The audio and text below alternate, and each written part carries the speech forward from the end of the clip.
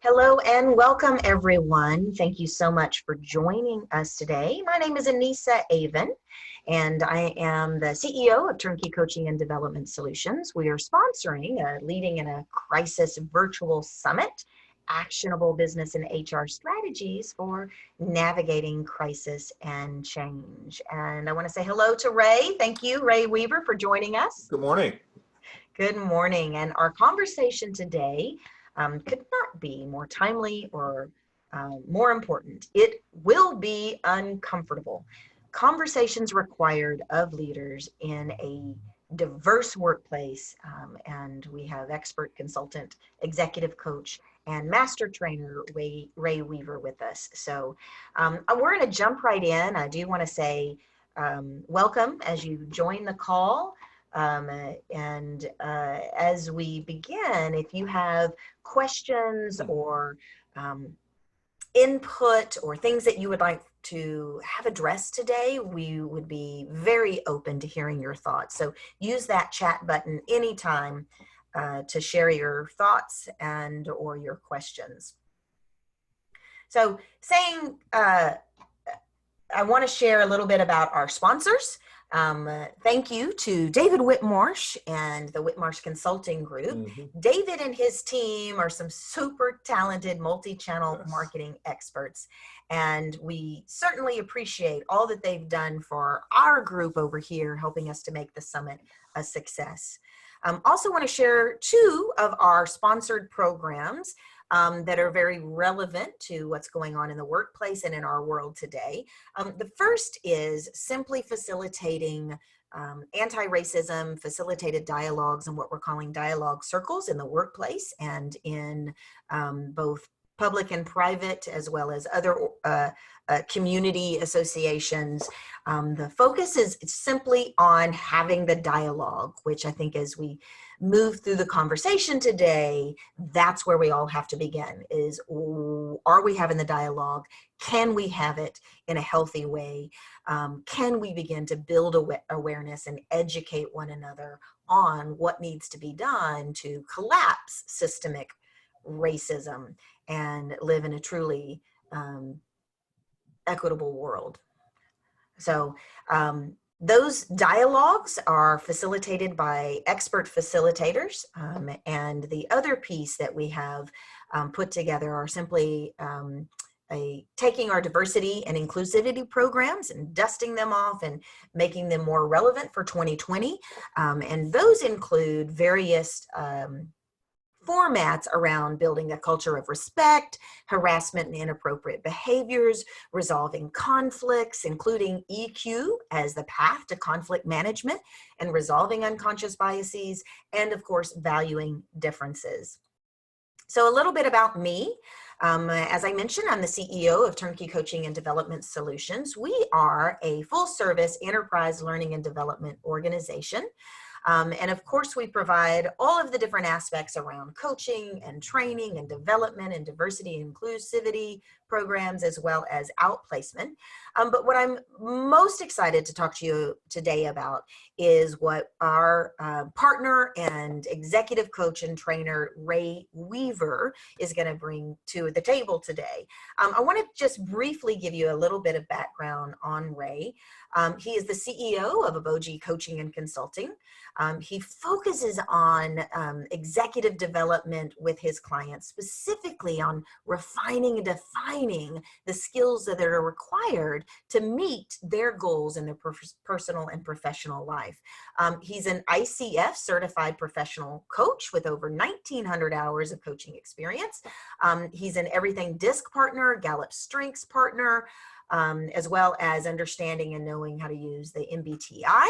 He's also a leadership circle profile administrator.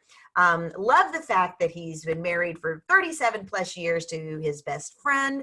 And his clients are from all different sectors, and he has a long and distinguished career in the U.S. military. So, Ray, tell us what I left out here, and share with us what we're going to learn today. Well, good morning, everyone. I just want to thank everyone first for just inviting me into their homes and to their office spaces, especially for those who are at home right now. And we're in this time that I'm hoping I'll be a honored guest and that I treat you with respect and as you've invited me into your home. So in that, as we go through today, we're just going to have a simple conversation, and I'm going to show you a model called Crucial Conversation Model, but mainly we're just going to go through this in a way of saying, hey, this is just possibly one tool. And this is not going to be all inclusive and say this one tool is going to fix everything, but it may give you a framework or a structure to start having some of the conversations you may desire. So that's what we hope to get out of today. Perfect. You know, and I know you're going to share your screen with us. And as we begin, the topic, it's going to be uncomfortable, could not, I mean, it describes exactly what most of us in the workplace are experiencing. And those of us who really want to be supportive in the changes that need to take place. And you and I were talking offline before we began. Even those of us who have spent our professional lives developing communication effectiveness skills, conflict management skills, diversity and inclusivity mindsets. I am still finding that I am in the middle of unknown territory. How, you know? Yeah, and so I just want to think about this in a different way, though. What if that's that uncomfortableness, it helps you better prepare? What if that uncomfortableness is really your body saying, okay, hey, just be aware that this is here. It has the potential to be very powerful, but also has the potential to where it could go the other way if you're not prepared and you're not being aware. So part of a lot of this is we're having to stop and really take a look at what are our emotions are trying to tell us, what is our senses trying, what is our body trying to tell us. So in that's helping develop leaders and their EQ, so to understand the emotional and the things of how their body is responding so they can work on themselves first. And whenever you're learning something new, it's going to be uncomfortable. When something new is thrown at you, it's going to be uncomfortable. And to what we tend to do is we shy away from things that are uncomfortable. But if we do that, we never learn, we never grow, we never develop. So part of this is, are we willing to just put ourselves out there and be vulnerable to say, okay, we don't know. And I may have to research this, and this may be a new learning opportunity for me. So as we start doing that, we can start having these conversations. And I'm hoping that no one ever just gets comfortable with conflict. Yeah. Because if you just get comfortable with it, you may get on automatic again, and then it's going to charge a larger conflict. But what we want to be sure is that you just be aware you're not that you proceed with hesitation, but you proceed. And in that's requiring you to just be present, to be focused, and to really have a define, hey, what do I really want here out of this conversation? These conversations, what do I really want? And if I'm just here to learn, okay, let me just learn. And also understanding these problems that we're having in the country, that we may have in the workplace, there's some long problems, some systemic problems that we're not going to solve right away. Yeah. And if we go in thinking I have to be an expert on everything, and the psychology and the philosophy that surrounds race or surrounds all these conversations, we're never going to have them. So in that, we're having to realize that, hey, I'm just here to learn, and that's how I grow. That's how I develop. I'm here to take on and understand someone else's perspective that maybe I did not see. Maybe understand also that how they see the world is not how I see the world. And that's kind of stuff we're going to kind of talk about today. And as much of what's going on is, I think America is just growing up, and we're all having to grow up. Well, we're having to get out of our what we call the socialized mind. We're part of this big adult development project where we're getting out of this socialized mind of sitting with a certain group, thinking the same way. And we're starting to realize, hey, wait a minute, for all the complexities that we have, my simplistic view of the world may not be it may be my hindrance to really actually operating in this new way. So I may need some new skills. I may need to develop.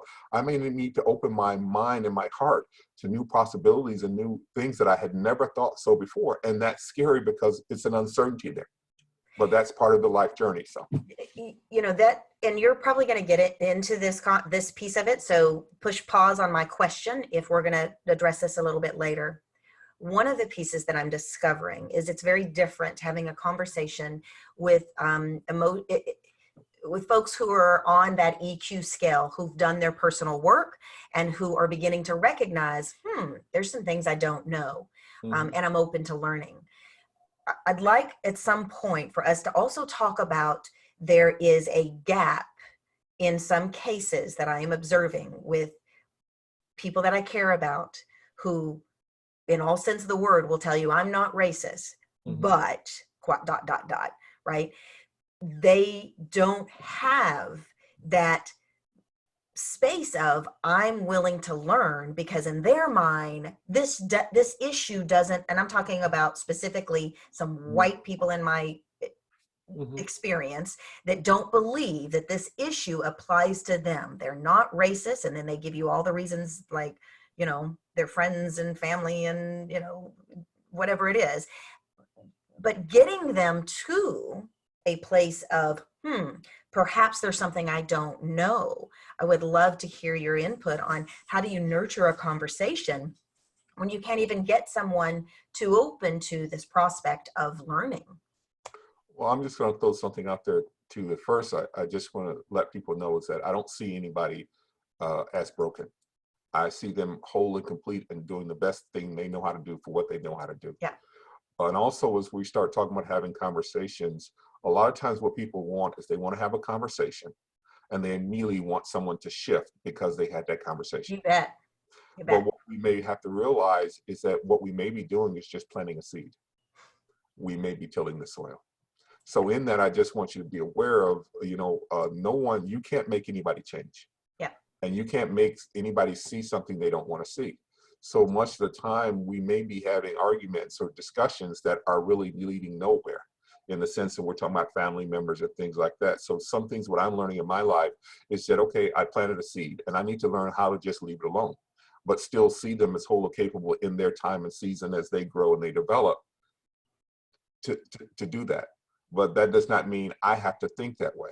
And so part of that too, if you go back and you study some work with Keegan and Leahy about the adult development trajectory, Yes. They sit there and they talk about that in the sense of we hit a point in adults where we're in this socialized mind. And what our socialized mind is, we get our identity from our surroundings. We get our identity from from our work, from our positions, from our titles, from all these other things. And it's like we encase ourselves in that kind of world. And so in that, about 75% of the people stay there. Yeah. And so when that world is being threatened, they fight. Hey, and that's going to happen. But 75% of people, and you can live a very comfortable life right there. And so then few more people start moving where they do that, what you said, that internal work, where now what they're becoming that mind that's more getting out of socialized mind to more of I'm going to just call it a independent thought, that you can be, you're starting to define and you say, I believe, I value, I believe, I feel, I think. These are things that I value, and they may not be in line with the group you grew up in. And so in that, now you're framing yourself to independent in the sense of you're starting to look at, hey, I value this. This is what's important to me. And so you're getting you've done the work where you understand yourself. And so we'll get maybe 20% of people who are there. And then you'll move up. And then you'll move up where about 5% of the other people move toward where they're getting to that point where they're interdependent. The first mindset is dependent. The second mindset that we have there is independent. So I'm getting an idea who I am, what I bring, what I value. And then some, they can move into that point where they're interdependent, where they see that, hey, I can hold two different thought processes. I can hold the differences between the two, and I'll take it this way. You'll hit that point where you can say, hey, maybe this person is not a great significant other, husband, spouse, but they are a great parent. Yeah. So you can see the independency in that we're not trying to say where we've put a fine line on things where we're starting to say, hey, well, I can see some things here. I can see some good in this, but I can also see where this could go wrong. So it requires us now to move in that. And we're having to go that way as we're dealing with more and more complex things. And the world is getting more complex. And that's really what's really going on right now is the complexity of the world. It's moving so fast. Everything's moving so fast that we're now in this uncertainty. If we had a fixed mindset, it's going to paralyze us and we're going to fear it all. So, and that's what happened. And so in that, we're just having to stop as a country, us as human beings, to really kind of do our own work and say, okay, hey, what's really going on with me? How do I really see this? What makes me say this is true? And what makes me say what someone else is telling me is not factual? What makes me say their story, it's their story, it's the story they're telling me, that it's wrong. Mm-hmm. Mm-hmm. What I want them to see things from my perspective as being right, but they haven't had the same experiences I've had. Mm-hmm. So that's where we're going. So. Love it. And my takeaway on that is absolutely the conversations around fixed versus open mindset. Yeah. And that's a good place to start. Yes. All right. So we're ready to roll? Yes.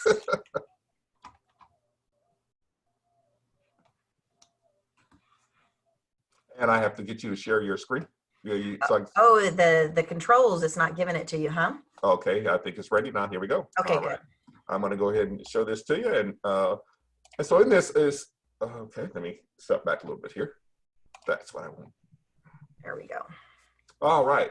So I want you, so once again, we're going to have just kind of a conversation. And at the end here, I'm going to introduce you to a little model called the Crucial Conversation Model. And also what we'll do is I'll drop this handout into the, to you, Nessa, and it'll be dropped to your team. We'll load it up into the portal. Yes, and that'll be perfect. Thank you. And so in that, I just want you to kind of take a look at that picture there. In this picture here, for those who may just be listening to this, what it is a bunch of people sitting, a bunch of people of different races and cultures and backgrounds standing around this this globe, this a picture of the world. In it, they're there and they're looking up, and you can tell by how they're looking at it and why this picture shown is that they're you're seeing a lot of different inputs, a lot of different thoughts, that we all come from different cultures, different backgrounds. So how we see the world, how we see things may just be a little different. So in that, what I want you to do is that we do have to stop a little bit. And before I move into the things on the Crucial Conversation, I just want to get a little clarity. And much of what we're having to do is we're having to step back and really get some clarity on what we're really thinking, what we're really feeling, what we're really seeing here. And so in that, our mental models may not be right now capable of understanding what's really going on. And if we don't stop and we don't take the willing to really listen to each other and really stop and say, okay, how does this really affect me? Why am I really feeling this way? That we may not get the clarity that we need. And the reason being is this. This is from Dr. Frederick Luskin. He's the director of Stanford University Forgiveness Project. He's also the associate professor of Institute of Transpersonal Psychology, and he's the co-chair of the Garden of Forgiveness Project at Ground Zero in Manhattan. And he simply says, I was on a call with him, he said something that really made me really think, and I thought I'd share it with you. What he said, we're not designed to see things clearly. We're not designed to see things clearly. We're designed to keep ourselves safe. So much of what we're doing, we're looking at everything through the lens of safety. So when we're seeing everything going on, we're worried about how is this going to impact me? We go into that egocentric and that social-centric part of us, and we kind of set rational thinking aside. So when we're not feeling safe, we tend to set rational thinking aside. And we're looking from the egocentric and social-centric, what am I losing here? And so in that, I just want you to kind of be aware that, once again, we're not designed to see things clearly. We're designed to keep ourselves safe. So much of what we're doing for us to learn and develop, we're pushing against our own selves. We're pushing against our own thought process, our own mind. Okay. And so I want you to understand that struggle we may be having is us. We're adding to the struggle. You know, and something you said earlier, I want to tie to this, is that seeing people as whole and perfect and doing the very best that they can, given who they are and you know, their life experiences up until now. Yeah. If we can begin to understand this concept, that those who we may have an opposition with or be in conflict with, particularly during this time of change, if we can understand that even if we don't get it, and even if we don't agree, and even if we think it is morally reprehensible, if we can understand that somewhere deep down, they are in a place of fear or in a place of seeking safety. I guess that's really what this is telling us here, in a place of how do I self-preserve. Then here's my question: perhaps it's easier to accept people where they are. And that's where am I accepting people where they are, and so in that, I'm not saying that you accept unacceptable behavior. Yeah. No one's ever saying that. But what I'm saying, what I'm alluding to, is that some people are where they at, and we have to accept, okay, this is where they're at right now. Now, how can I support them to help them move forward as best as under my control? And at the same time, am I aware of also what my where am I fearing in this, and what is driving this fear, and that's inside of me that makes me respond a certain way. And part of it too is we have to understand too that we're all a product of our own upbringing. So a lot of times there's things that are deep inside of us that we never thought, that we think we'll say, well, I'm not this, I'm not that. But all of a sudden, when we're faced with a stressful situation, we respond in a way that we never thought we would respond. And we go back to I'm not safe, and I'm going to do everything I can to give myself some control and do everything I can to push away at whatever's going on to me, whatever. And it may be I may come out and I say things that I didn't mean to say, or I say things and I do things that in my mind that this is the right thing to do. But now as I move back and I get the clarity on it, man, that was totally not the right thing to do and the right thing to say. And there may be some consequences that go along with it. And we've been seeing some of that play out. Yes. Yeah. But we also understand we're a product of our upbringing. So we may have people that we grew up, and I know how I grew up, and I grew up inner city Detroit, but also prior to that, I actually came from Mobile, Alabama. So I was actually born in Mobile, Alabama. And also and I just was thinking about this today, I'm 58 years old, almost 59 years old. But there was a time when when my mom actually brought us from Detroit on the train coming from Mobile, Alabama to Detroit, Michigan. We had to sit at the back of the train. That's in my lifetime. Right. So I understand. So my experience is going to color how I see the world and all these other things. And so in that, those things are still there.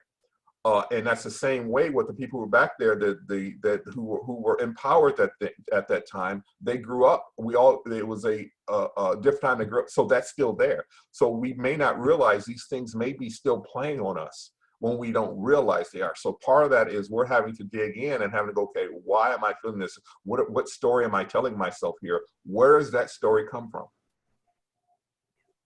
Why do I respond? Why do I think this way?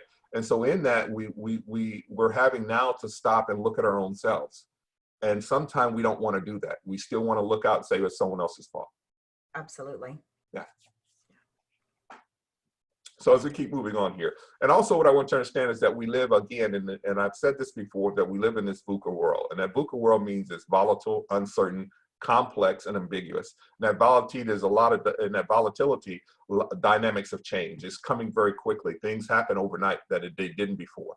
The uncertainty, the prospect for surprise. And that's the thing. A lot of times, a lot of us don't do well in uncertainty. We want the world to be very certain, be very fixed. We want it to be in control all the time. But when we start realizing on a bigger scale, we really have no control over anything. The only thing we have control over is ourselves. That's it. Whatever events happen, I think one of your other speakers a couple of weeks ago spoke on that, is that we have an event. Only thing we can do is respond to shift the outcome.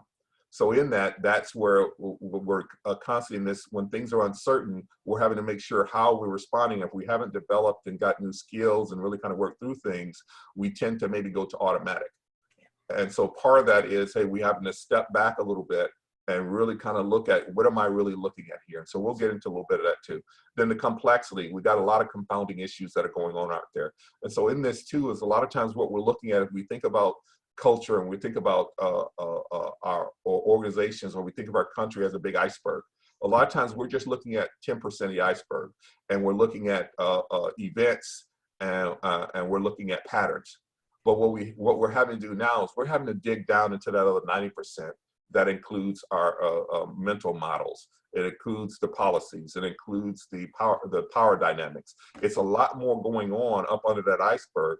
And now people, and all we've been looking at is the 10%. If all we've been looking at is the nature of, oh, we're financially diverse, or in the sense of finances and money, we don't realize that, okay, that may be looking good up here, but there's some other things under there underlying here that may be really causing us problems that we haven't looked at. So there's this big complexity of the world now as we move through, that there is no just easy answers. We're understanding we're in this larger system now, that if I do one thing, it may cause something else. Absolutely. So, so if you look about different policies that has happened across America, if you go back to early time during the 90s with President Clinton, and he even talks about how when he did the 3 strikes rule, that was probably the worst things he ever done. At the time, it seemed like the right thing to do, and it was a political good thing to do.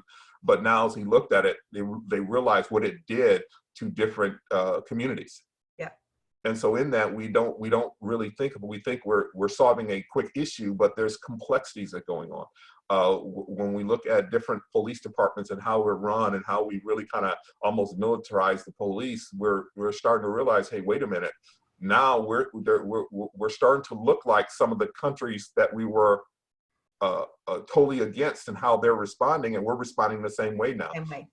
And so in that, there was a lot of complexity. When we start building these things, we're having to stop, and we're maybe looking at just the issues going on, and we're trying to put out that fire, but we don't realize by putting out that fire what else it may cause for a long-term systemic problems that we haven't really thought about.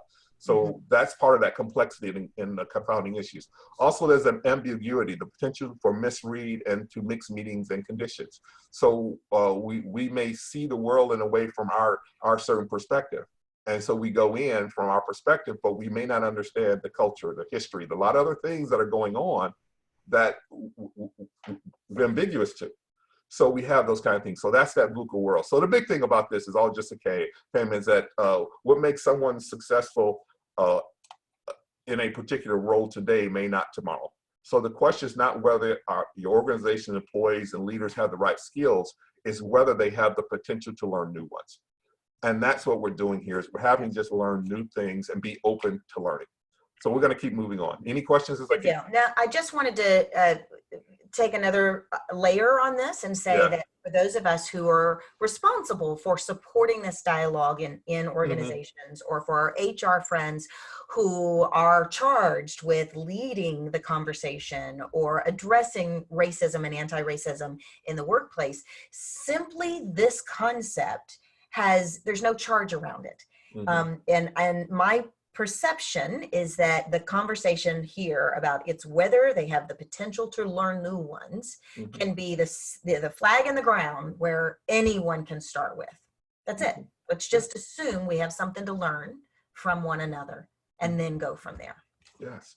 And I'll just share some, what I'm coming from this position of ignorance. I know you said expert, but I'm always saying that when I say expert, that means I'm ignorant. And what I mean by that is that from my friends in research, they say what makes a great researcher is someone who's ignorant. In other words, they're always exploring what they don't know.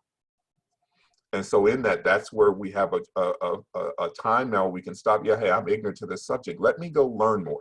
Yes. Let me develop more. Let me kind of be like that researcher where I'm just out there learning more and growing. And that's what we're having to be now, is because we're having to stop and be that lifelong learner where we're constantly realize, hey, this skill set that may work 5-6 years ago, I may need to come up with a new skill set, constantly grow, constantly develop, where I have a platform to work from, but now I need to grow something on top of that.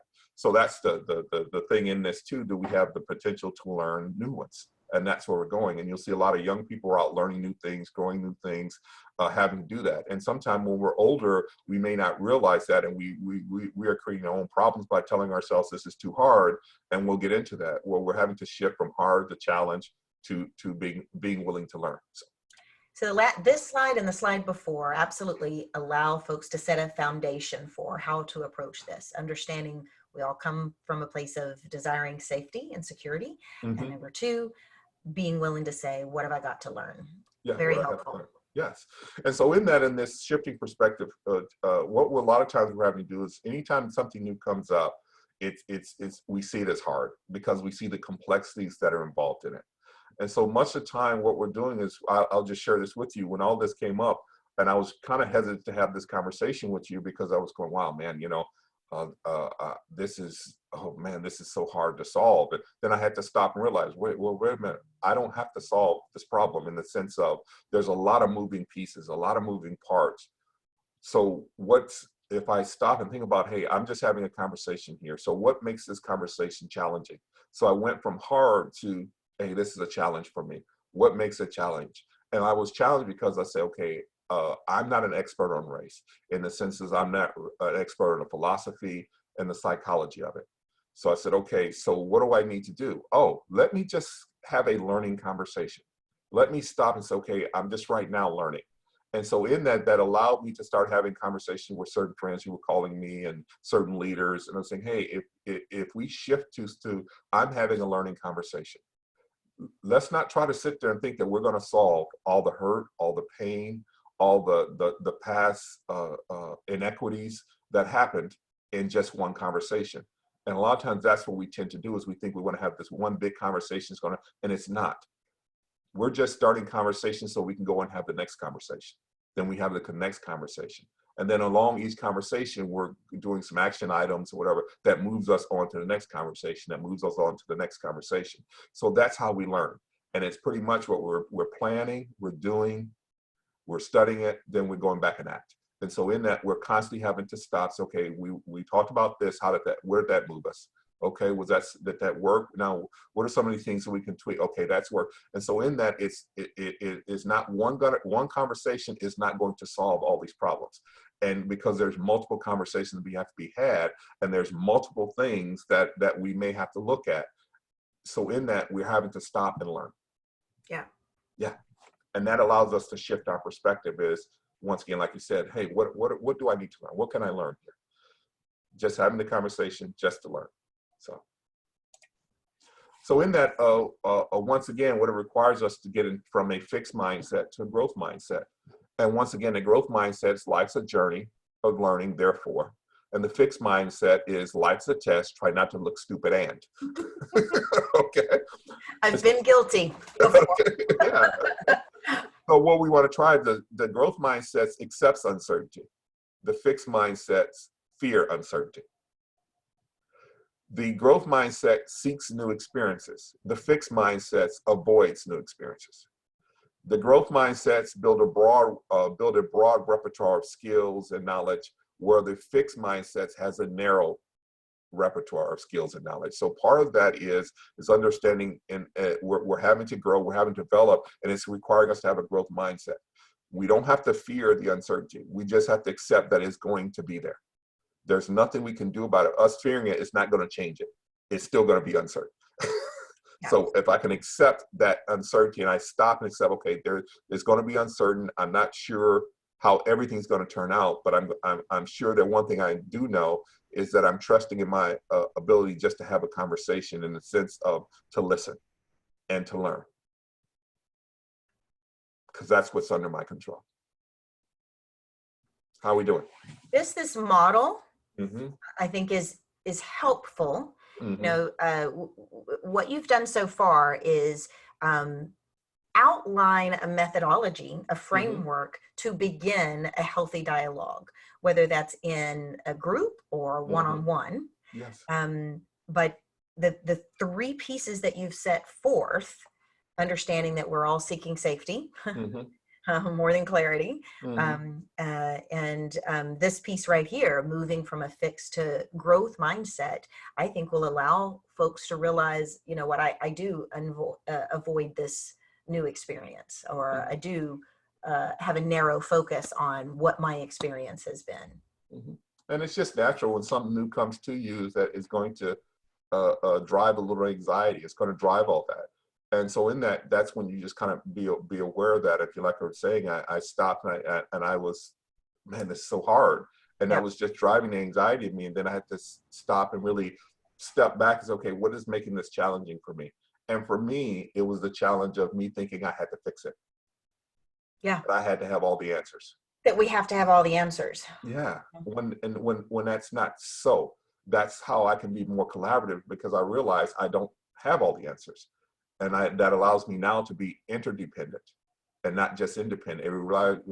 Allows me to be interdependent, where I bring what piece I have, someone else brings the piece they have, and we try to do the best to collaborate. Where we're doing have a collaborative conversation where we're going, okay, what's really going on here? What am I feeling? What am I thinking?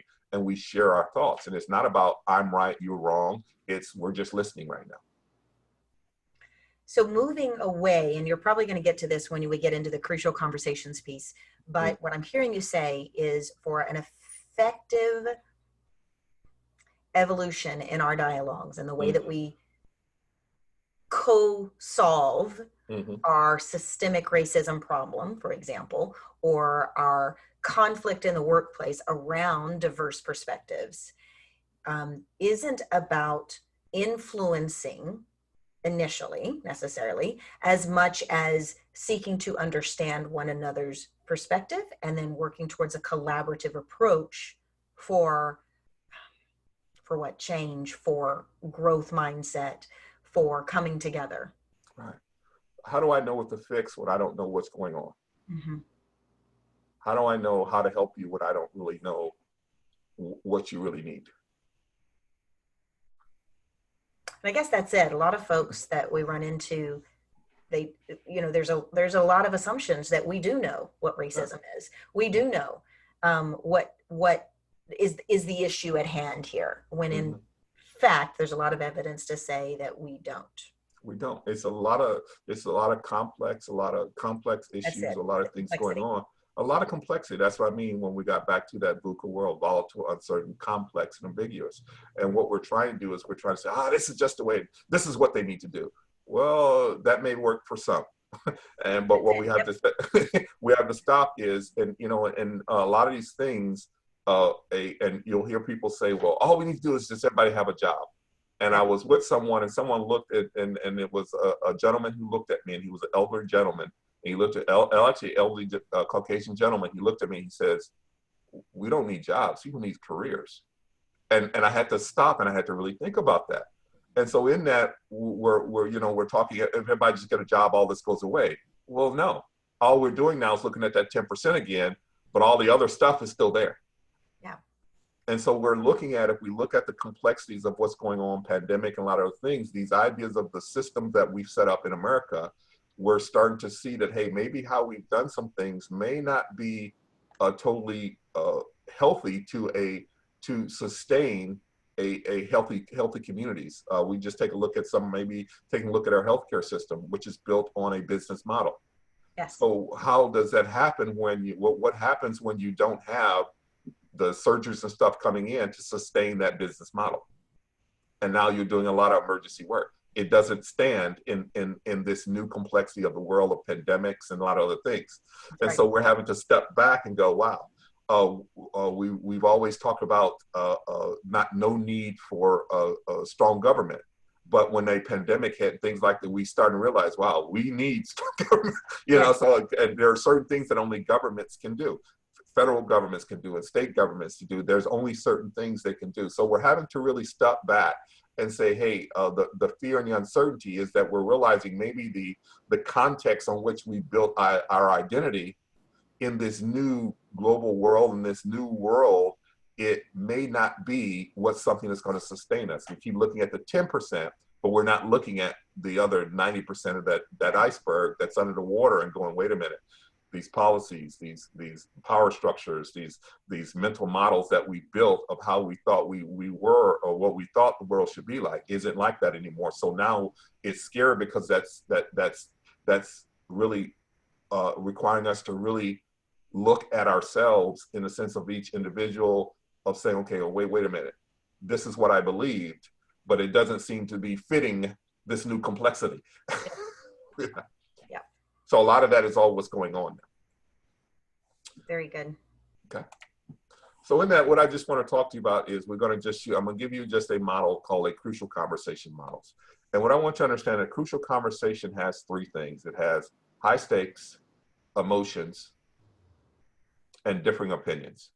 Again, high stakes, emotions, and differing opinions. And so on this picture I'm having of this crucial conversation here, you see a bunch of people from all around the world having a huge conversation. So in that, if you think about, if you're bringing a bunch of people together, people have different experiences, have had different opportunities. So how they see the world is going to be different. So in that, when we're having these kind of conversations, we have to be aware that there may be some emotions. There are definitely some high stakes in the sense of relationships that we're talking about. And also there are going to be different opinions, because we see the world differently. And so in that, that's just kind of be aware of that when we talk about these conversations we're having, what we call crucial conversation. And I'm going to be just quickly going over this, this model linearly. Then I'm going to come back later to show you how it fits together. So part of it, what we have here is something that says start with heart. So in that, that's really focusing on what you really want. And that's usually common. I think I've shared this before, but you got to ask yourself, what do I really want for me? What do I want for others? And what do I want for the relationship? And notice I'm not saying from them, for them. What do I want for me? What do I want for others? What do I want for relationships? Then in that, I'm having to ask, how do I need to behave if I really did want what I want? So in that, how do I need to behave to get what I want? And a lot of times I'm matching up my behavior to what I really want. So I want you to just kind of consider that. And also what we want to be really, when we're talking about this principle of starting with heart, we also want to make sure that we're not going to this spot of what we call the suckers or the fool's choice. And what that it looks like is where I'm saying, hey, well, I want to have this conversation with someone, but I don't want to be disrespectful. So now what I've made it a but, instead of now I want to try to make it an and, is what I really want to let go of the fool's choice, where I go, how can I have this conversation and be respectful? So now I can adjust how I'm going to behave, how I'm going to be, to really get this going. The next thing, are we looking and learning? What we're doing, looking for when the conversations become crucial. In other words, when I start seeing emotions, when I start seeing the difference of opinions. Because part is to understand too, is whenever you have a different of opinion, there's a potential that people can get upset. And they're going to get and they're going to get offended. Have you ever thought about any conversation you have where you were disagreeing with somebody and you didn't agree, where they didn't get offended? Right. No? Had one of those this morning. But, no. So part of when we're working through all these things when we're in these kind of conversations, there's a potential for people to get offended, because we're coming from two different views. But if we've done the first part, we started with heart, we can kind of work through that. If I'm first starting to at least trying to get an idea of, hey, am I behaving in a way that I'm showing that I'm trying to learn? So we just kind of need to be aware of that. We're looking for safety problems. Also looking for our own style under stress. And what that's saying is, am I going to silence or violence? So what that means is, are you aware of when you're being stressed and how you show up? Are you this person, when you're stressed out, you get very authoritative? Are you a person who gets stressed out that you get very talkative and you hold the whole conversation? Or you're a person who, when you get very stressed out, you just say nothing, you completely just eliminate yourself from the conversation? Or are you the person who when you're under stress, you just give in? So part of that is trying to being aware. Are you looking at yourself to say, okay, how am I showing up here? Am I really staying engaged in this conversation? Then also what we want to be sure too is make sure that we're making it stay safe.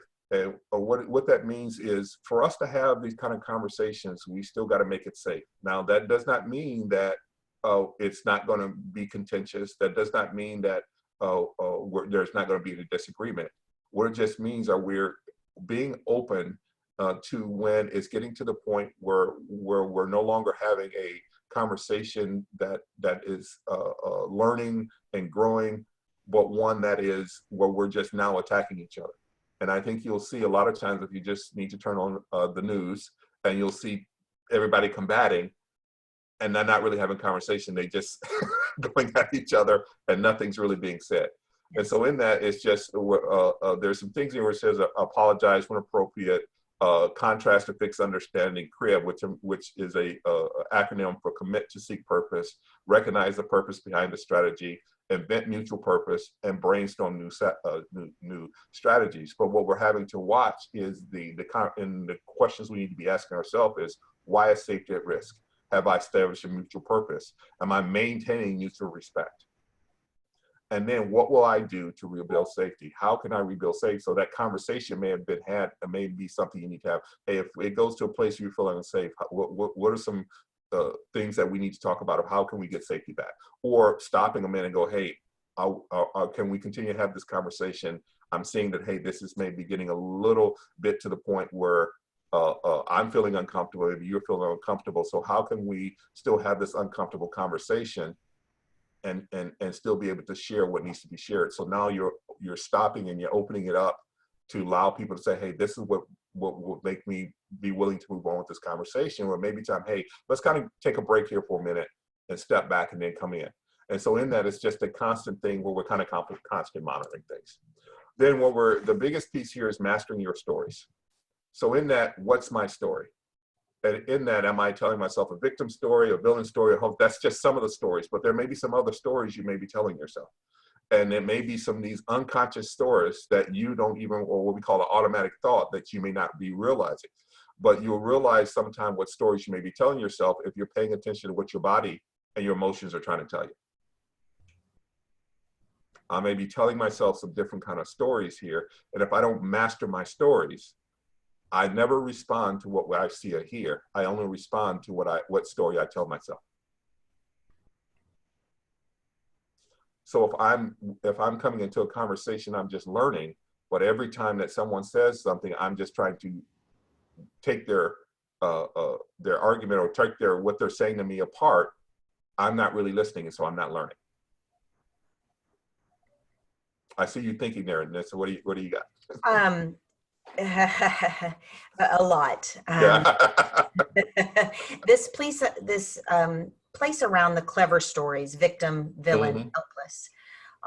There is validity in each of those, right? I was talking to a very dear friend who I care greatly for, who I set the tone. I want to have a really real conversation with you. I don't want to offend you. I want to learn. And part of it was the conversation around, I have known him to always not be racist, but some of the things that he's been saying lately, about the rioting, and it's the Black Lives Matter movement, and how dare they burn down our house, our stuff, and of course he's seen some of the videos where angry Black people are beating up on white people, and I tried to share with him, have you seen the angry white people beating up on Black people? So that story doesn't tell us the greater story, and part of his victim story was valid, right? I've never owned slaves. I was engaged to a Black woman. I am not racist. Why am I at fault, right? And that's valid.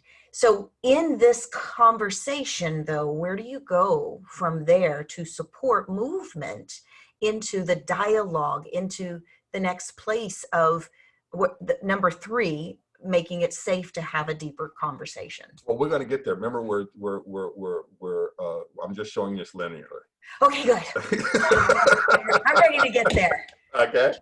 All right. So I'm glad you're asking these questions, because I want you to see now, in that, I want you to consider that person you're talking about, or that person is talking about. what story is that person telling about that other person? And how would they be different without that story? How would they respond differently without that story? So in that, what we've seen is we now maybe start seeing some things that we did not want to see before. Yes. Okay. And that now that we see this, we got to ask ourselves, what do we want to do with this? Okay. Does that make sense? It does. And so that's we've told ourselves, we may have had, sometimes we've had some cognitive dissonance where we just told ourselves the story so we can just stay in it or stay in a relationship, stay here. But as we start really digging deeper, we start realizing, hey, wait a minute. There's things that I'm seeing here that I just ignored that's always been there. Because it didn't affect me, I didn't pay much attention to it. Yes. Because remember what I said, we'll go back to that egocentric and social centric. Hey, to stay with this person, I just ignore that. Okay. To stay part of this team.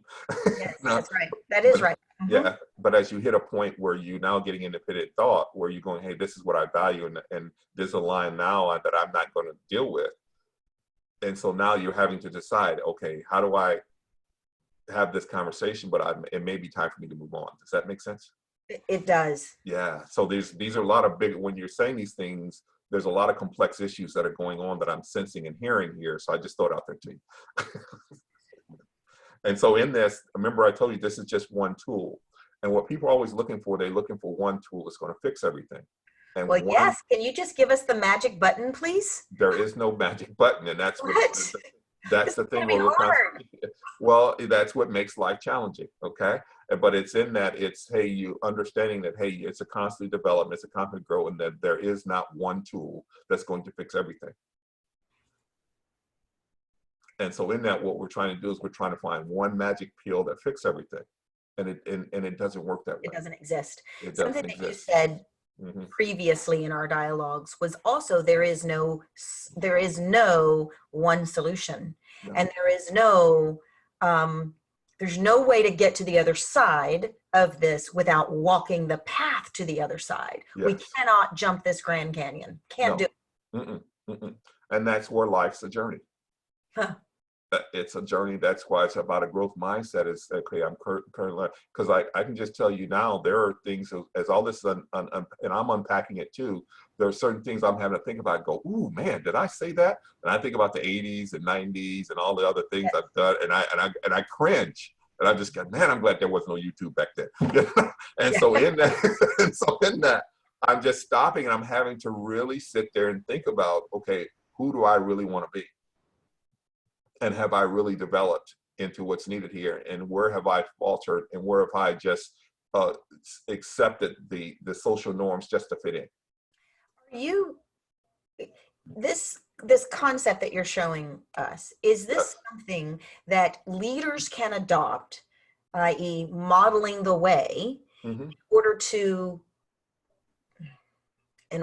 pave the way for healthier dialogues on their team and in their organization? Yes, but this is just one other tool.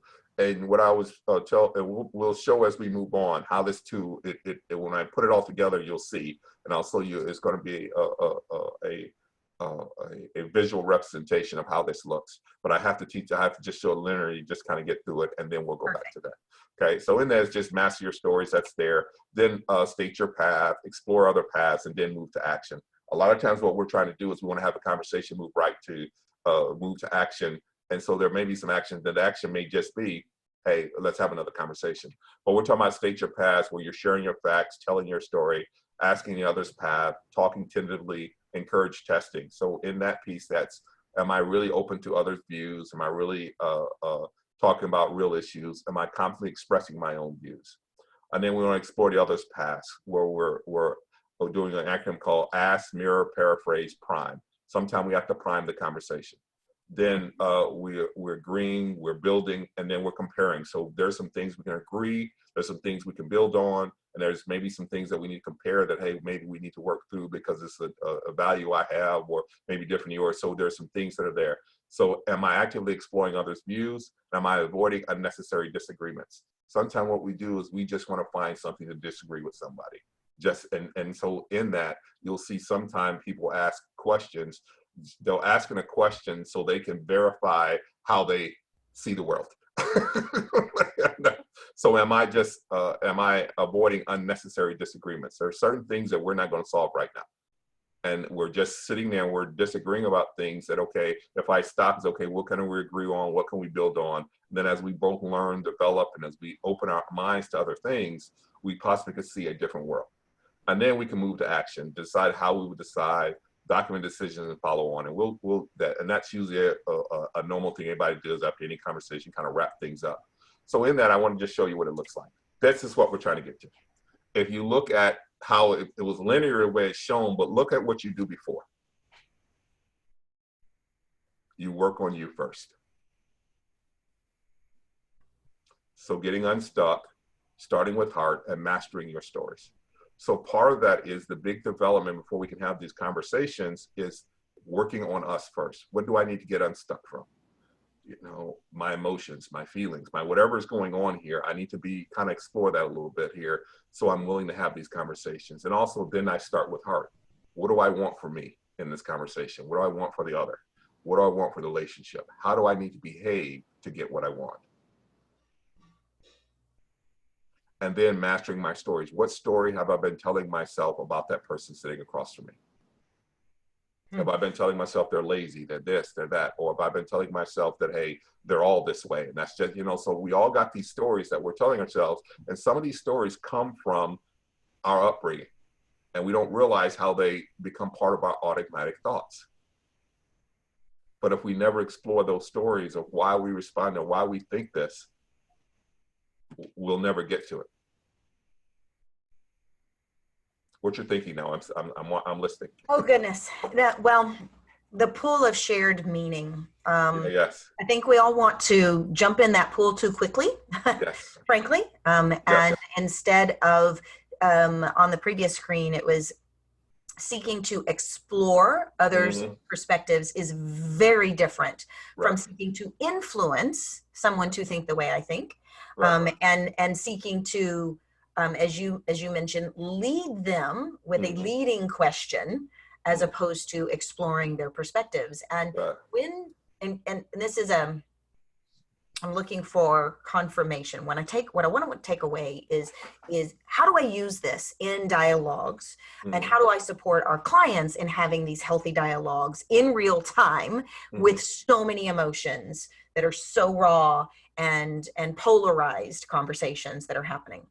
And this pool of shared meaning seems to me that if we jump into, well, this is just the way we need to think as an organization, we will not tolerate racism, therefore, you know, you will be punished. I think that, you know, ultimately that's the right decision. And yet if we jump too quickly into that, how does that polarize people, and how do we use this model to move more healthfully in the right direction? Well, notice this model is just having conversations. Yeah. So conversations will help you move into the right direction. Healthy conversations, conversations. Well, and so in that, when we're talking conversations, we're talking healthy conversations. So in that, even if we will, and I want to ask you something, what makes a conversation unhealthy? Unhealthy? Well, when I want to pick up something and hurt them with it. Okay, well, and so in that, that's the violence place. Yeah, see now notice what's around. If you look at the pool of shared meaning, we have safety, and what's around in the red? Silence or violence. So in that, now am I realizing if I'm saying, hey, I want to pick something up and hit someone on the head? Seriously. Okay. So, but notice what it does. It goes back to the beginning again. Work on you first. Yeah. So when it's red, I find myself saying, I have nothing to say to you, or come here so that I can hurt you. Either one of those, I have to go back to, wow, it kind of starts with me. Yeah, well, that's the part. Are you willing to listen? And so in that, and so in this, I want people to stop. And sometimes we have to understand this tools have conversation. This is not the tool to have when we're possibly having a conversation on performance, when we're trying to get someone to do something. So in that, what we tend to do is we're trying to mix everything together when we're having to stop is that what's the context of what we're trying to do here? And the context of what we're talking about here is just having conversation. Have you found that you've been able to simply present this model, have a conversation around the model, and then support people that they're, some of us are never going to be experts on the model, but can this model alone support a foundation upon which to begin having healthier, safer conversations that will help an organization grow? Yes, if you practice at it. And what people tend to do, again, they're looking for one magic pill that's going to solve all their ills and make them an expert right away. And so if you think, or have the wisdom right away. So as you and I spoke before, people always trying to get the wisdom. But this is just knowledge I'm giving you. All these seminars are just knowledge. All these webinars are just knowledge. What you have to do is take the tools that's presented to you and put them into application. And that's how you grow the wisdom. So the road from knowledge to wisdom is paved with application. And many of us don't want to do the work. The work is hard. The work is challenging. Yeah. And the struggle is real because a lot of the struggle is us. Yeah. We want everyone else just to change. We just want everybody. We want the world to be this lovish, perfect, loving place, but the world has never been that. The world is what it is. It's chaotic. It's VUCA. It's what it is. How do you feel? I've interrupted you so many times. How do you feel about us having, and I know that we're wrapping up, but I would love us to end with, applying this to a real conversation that folks are going to see in the workplace. Mm-hmm. Do we have enough time to kind of dive into something that could be dangerous? Well, I want you to just think about, you and I have been having a conversation. Yeah. Because before we came, you and I first when we came on, we just talked about, hey, what are we trying to do here? So now what do I want for me? What do you want? What do we want for others? What do we want for relationships? Now, how do we need to behave? So in that, it's just preparing ourselves to be able to have these conversations. And so in that, if you think about, anyone can actually do have these kind of conversation if they've ever been in a meeting where they just had to talk to someone, a significant other or children, about things that is just uncomfortable to talk about. So they had to decide, what do I really want to talk about? What do I really want to have? And if they don't do that, it easily sees that the conversation goes south. Yes. Yes. Well, and that's where it becomes, it's difficult to use a model, that we haven't practiced, on supercharged, polarizing perspectives. Right. So perfect example of that is the call to defund police, right? Mm-hmm. Not everyone of each race agrees or disagrees, right? Mm-hmm. So it's polarizing beyond color of our skin. Mm-hmm. How in an organization might an organization use this model to just, I don't know, have that conversation? Well, let's stop here. Yeah. What's the purpose of having that conversation? What do you really want? To understand, if I'm using the model, yeah, I said, what do I really want? I want to understand. That's what you want for you. Okay. So what do you want for others that go in this conversation? So if I go back to the model, because that's what I want to learn, right? So if my first is, I want to understand their perspective. Mm-hmm. What do I want for them? Yeah, what do I want for them, not from them, for them. For them.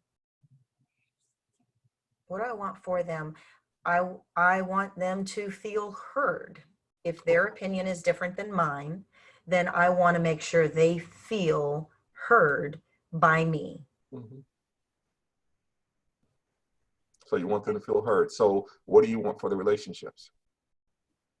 Hey, this is kind of good stuff. I'm liking it. What do I want for the relationship? I want to understand. I want them to know that I care, and for the relationship to be more solid on the other side of this conversation than mm-hmm. when it started. Okay. So in that so I'm hearing a lot of just being able to be open to hold different ideas, but still understand that we still value each other and respect each other. Yeah. Yes. So now, how do you need to behave to get what you want? Gosh, I'll have to be Hmm. open Mm-hmm. the dialogue. I will have to be unopinionated, at Mm-hmm. least initially, Uh-huh. if not indefinitely. Mm-hmm. I will need to hold a safe space of genuine desire to understand. Mm-hmm. Thank you. Now, I'm going to ask you this question. What do you need to get unstuck from to be able to do that? Hmm. I, I'm right, of course. My perspective is right. Uh, uh, so that means I'm going to have to let go of my need to be right. If I really want to understand, then it's going to be important for me to let go of my survival mechanism of I must be right here. But you told me the intent of the conversation was just to explore and to learn, not to prove that you were right. Well, you asked how do I get unstuck? Yeah. So in that, that's what I'm saying. So notice that's what I'm going at. Notice how Yeah. we're having to work on ourselves first, and also Yeah. notice too that you mentioned something in there that how can I have a kind of and I'm kind of paraphrasing it. How can I Right, have right. this? How can I want to talk to them about this, even though they may be wrong. Yeah. Even though they're very, very wrong, I want to So understand. what if I kind of unstick that from going, okay, this isn't about wrong or right. It's I'm just trying to understand. Understand. Exploring other people's perspectives is what And we so had so part of that too is understanding too that part of being aware of what our emotions and how we're responding and how we're showing up, and that's also getting unstuck from our triggers. Yes, it is. And so in that too, I want you to, I'm having to step back, and I'll just throw this out to you, is when I heard the defund the police, I can just tell you when I heard that, immediately I went to a fear of going, okay, well, what if they defund the police, ain't gonna be enough police around. Now somebody come knock on my door in the middle of the night, I open the door, somebody trying to rob me, what do I do? Who do I call? Right. Notice how I went there very quickly. Yep. But then I stopped and I says, well, maybe what they're saying is not what I'm saying, I'm thinking they're saying. That's right. I'm giving a definition to these words that may not be there. So when I step back and hear defund police, I start hearing someone said it and they said the right way is that what we're talking about defund the police is along the lines of what the Dallas, it was a police chief of the Dallas police, of the police department said, where he said, we're expecting too much from police. Yes. They're being counselors, they're being this, they're being that. And so that is what they're actually saying. It's not get rid of police. It's what are we using police for? And maybe we need to take some of these dollars that we put into them to make them this one-all cure-all Mm-hmm. that we may need to look at, that we need to get other services. So maybe other teams of people can go all out depending on what the call is. Yeah. Well, that is not now the police's responsibility. They have some other responsibility that we can actually create what they were really created for.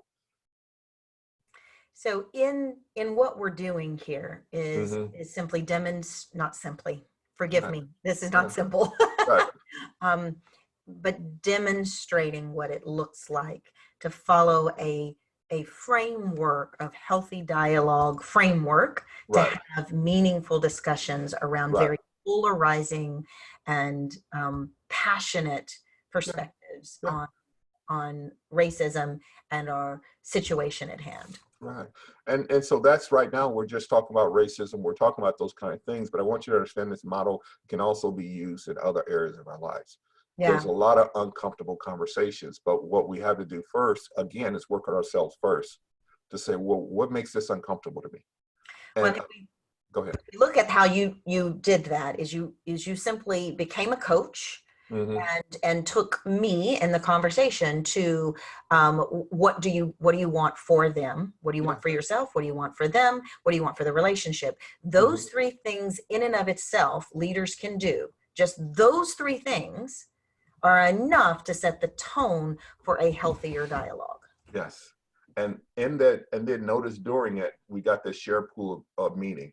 And we want that shared pool of meaning. That's really shared pool of understanding. Yeah. We want that to be deep. We don't want that to be in the drought.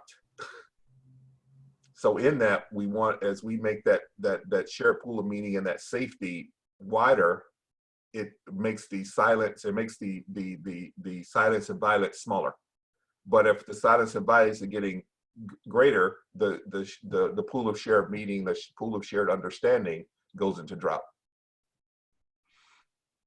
And if I automatically walk in, I'm right, you're wrong, I'm going to sit here and pretend like I'm listening, but when I walk out, that's just the way, you know. So in that, we're having to stop. And that's not to saying that I'm going to change right away just by listening to you.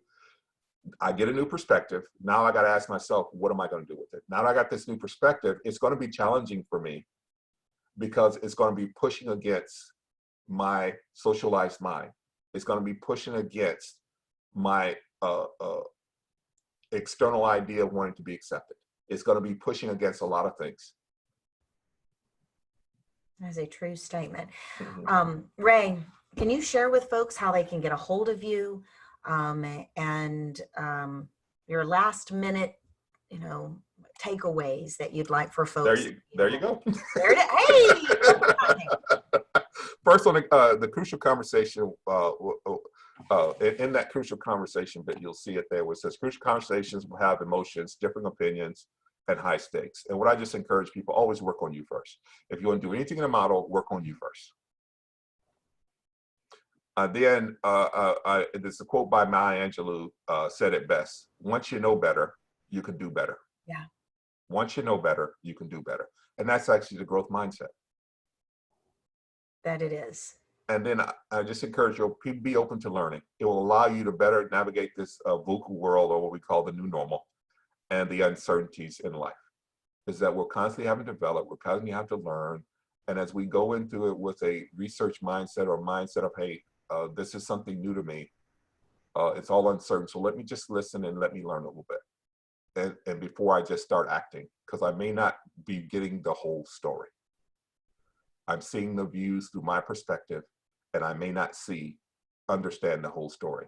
And so in that, when you think about, we were talking about that iceberg, we keep looking at the patterns, or we keep looking at the events, but we never get down to the why.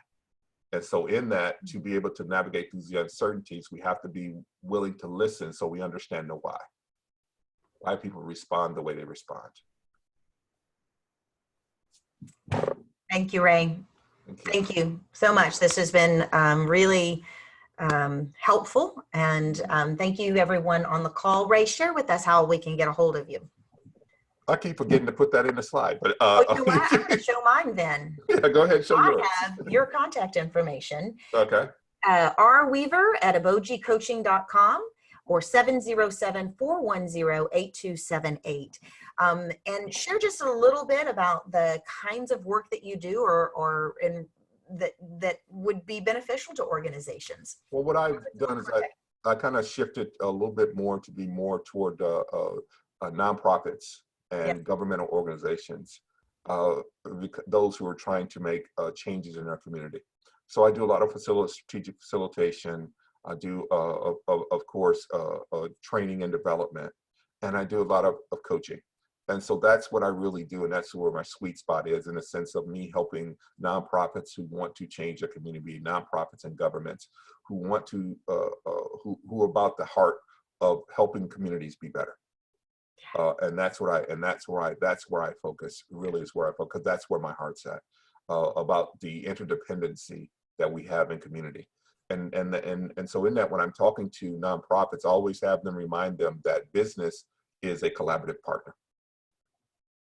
Businesses are collaborative partners, and we have to kind of be aware of that, because we're all in this together, and businesses need it to help people bring in, have jobs and careers, and have money to sustain themselves. And at the same time, I'm always having to remind businesses that governments are collaborative partners, because they keep the streets, the electric, the things on that allow you to move goods back and forth, they give you the structure, so everybody's have the fair playing field.